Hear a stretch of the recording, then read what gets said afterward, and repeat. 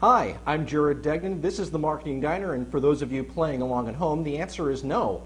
I don't wear pants while filming these segments.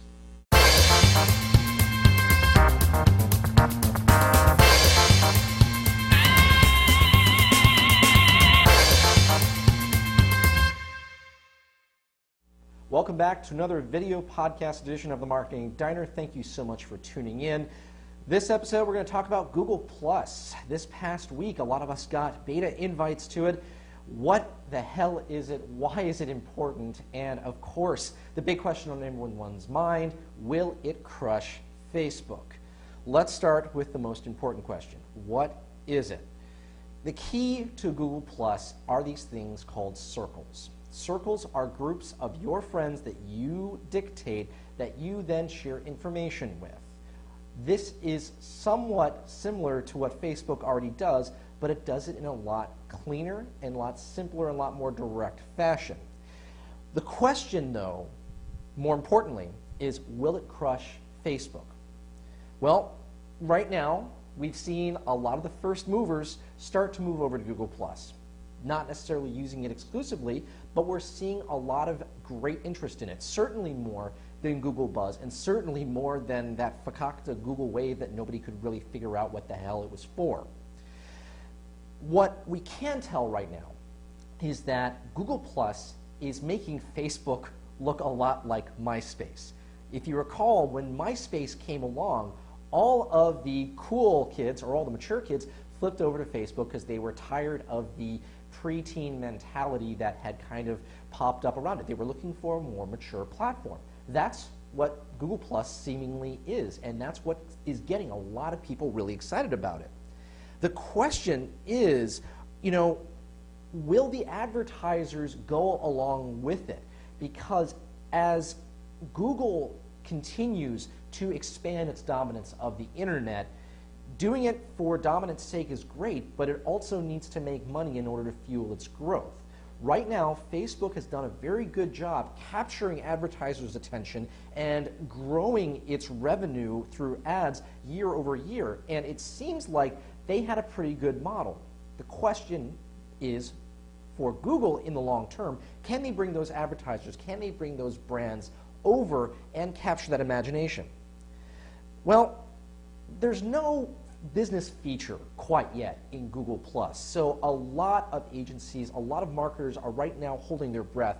They seem to like Google+ and they're reacting well to it, but there's no clear indication that there's any huge value in it. But I see two different things that could really happen to change that. The first option is obviously search. Instead of SEO, which has increasingly become irrelevant, what if search results were dependent on the things that your friends like, the things that your friends shared within their circles?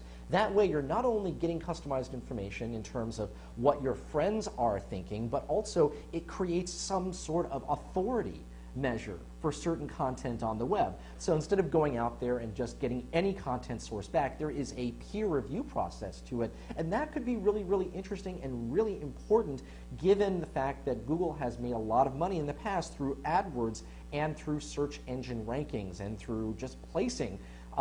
The idea of bidding on keywords has been a huge defining factor of the internet, and it might change once again if Google can monetize this properly.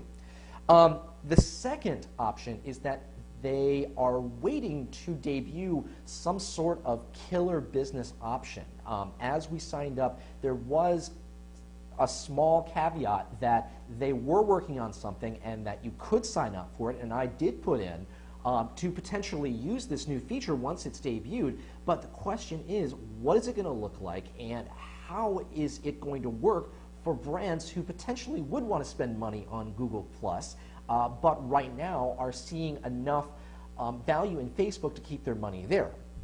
Now, the one thing that we can say about Google+ this week is that it has vindicated something that I've been talking about for a very long time, and I'm not meaning just to pat myself on the back here, but this concept is platform-neutral social strategies. The idea that you wouldn't invest in the stock market by putting all of your money in a single stock.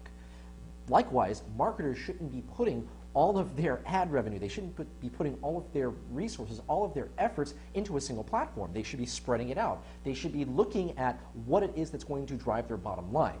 I was talking to a client earlier this week, and it occurred to me that if the last 3 to 4 years was about getting businesses to take social media seriously, the next 3 to 4 years is going to be getting social media to take business seriously. And Google Plus is the first platform that I've really seen that may have an opportunity to do that, because it's not just about games, it's not just about, silly pokes and prods and sharing photos. It's about sharing information. It's about sharing information in an organized and meaningful way. And I think that it's really fascinating. It's going to be really interesting to look at how it evolves. But like I said, keep a real close eye on what Google Plus starts to do with regards to SEO. We've already started seeing the +1s pop up everywhere, and I think it's going to be important. In fact, if you're not already starting to incorporate the +1 on your websites, it's probably a good idea to start exploring some options. But, it's anybody's game right now.